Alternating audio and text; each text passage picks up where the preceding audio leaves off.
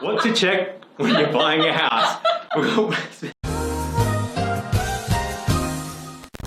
Hi. We've got a special guest today, Wendy, who's going to take us through all her awesome tips on what to look for when you're buying a house.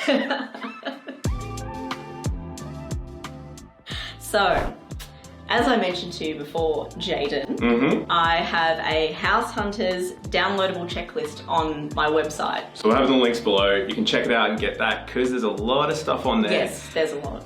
That I didn't realise. But I guess we're going to go through sort of the top 5 points that you say. So number 1, which is my favourite. Yeah. Check for dead people. I see dead people. Yeah, so these are the things that generally buyers forget about asking or checking for. So there's lots of obvious stuff that I can run through in the checklist with you, but that's definitely one thing that most people don't think about, because the reality is a lot of people don't really want to buy a house or even live in a house where maybe someone's passed away or someone was murdered, heaven forbid, or there's a significant event.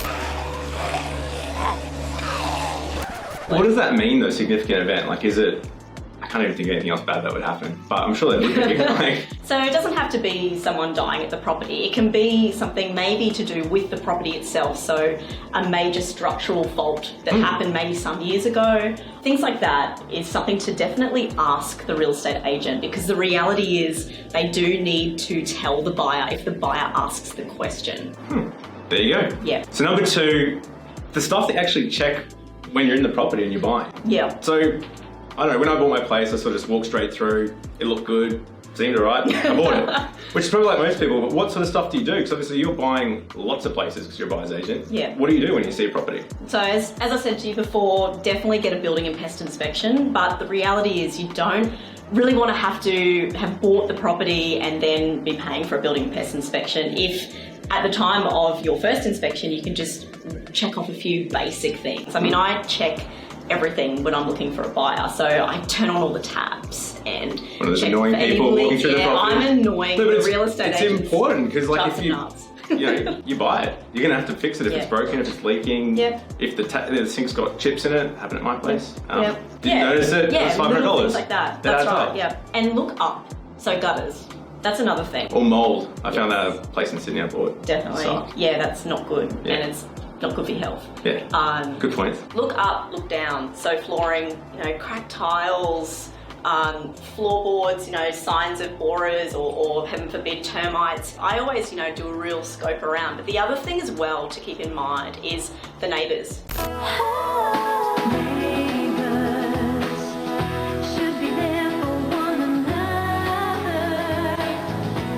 Check out what your neighbours are like. Don't just look at the house itself. Look around you. What's the street like? Are there bobby cars parked all through the street?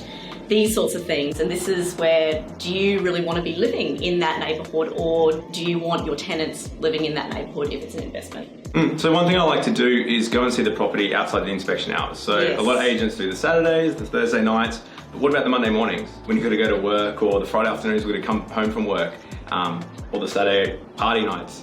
So definitely check out that stuff because it can really make a difference. Number 3, I guess looking up still, but you got to be outside, is flight path. So listening. Yeah, like in Sydney, or even like the castle. You've seen that movie. Flight paths are a big problem. They bought an airport. This is my backyard. Is that the runway there? Sometimes you think they're going to land right on top of you. But in Brisbane, why is a flat path a problem? The reality is that property prices historically haven't really gone backwards as a result of being in a flight path. However, if you're going to be living there, this is something you need to be mindful of.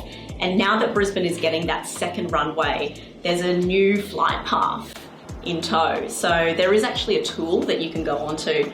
If you Google it, it's on my website as well, and you can actually check an address and see if it falls in the current or the future flight path over Brisbane.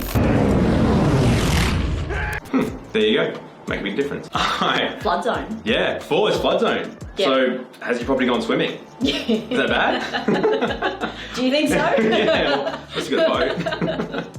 Well, you don't want to wake up in the middle of the night and you're surrounded by water. But anyway, the reality is that, look, most properties in Brisbane are not in flood zones, but you do have to be mindful. We have a river, and the majority of the, really nice properties and particularly the properties that are, great in terms of capital growth, they are generally located within that 10-kilometre radius of the CBD. So you've got the river snaking through those areas. So you do need to do your flood search. And it actually can affect your lending as well. So a couple of banks, when they go and get a valuation, will say if your property's been subjected to the Q100, or if it's got more than 1 to usually 5% chance of the property getting flooded in any year, which can happen. It's obviously bad. The other flow on is your insurance can cost a huge difference. Yes. So check that out, because if you're buying a property in a flood zone, it might be really cheap. Yep. But it's cheap for a reason. So yeah, check it out. There's a free tool. We'll include the link below as well on that to make sure you're not buying a sinking property. Yes. So tip number 5 is zoning. So yeah, what's that mean? Like, if I'm just going to buy a place to live in it, does it matter? Yeah. Okay. Why does it matter? So a lot of people like to renovate. That's one thing. People love to renovate homes that they buy, have a little bit of a tinker with them. Yeah. But the reality is, in Brisbane, there's a lot of what we refer to as character overlays. So what that means is character houses, so those beautiful Queenslanders and post-war homes, sometimes they are in what's called a character zone, where you can't significantly change the look of them, you can't remove them, you can't tear them down. It's just good to be mindful about these things just before you make that decision to actually buy that particular property. So you can't go full block on like a Queenslander house, potentially. Exactly. You can't make it look modern. The council are just not going to let you, or if you go and do it, you're going to waste all your money, and they're going to tell you just to put it all back to the way it was. Well, I even had a client recently who bought a block of land in Norman Park, which was fine, they thought. They got it designed, they were going to get a nice house built on it, but didn't realise it had a character overlay. So their beautifully architecturally designed modern house got knocked back after they'd spent 10 grand there.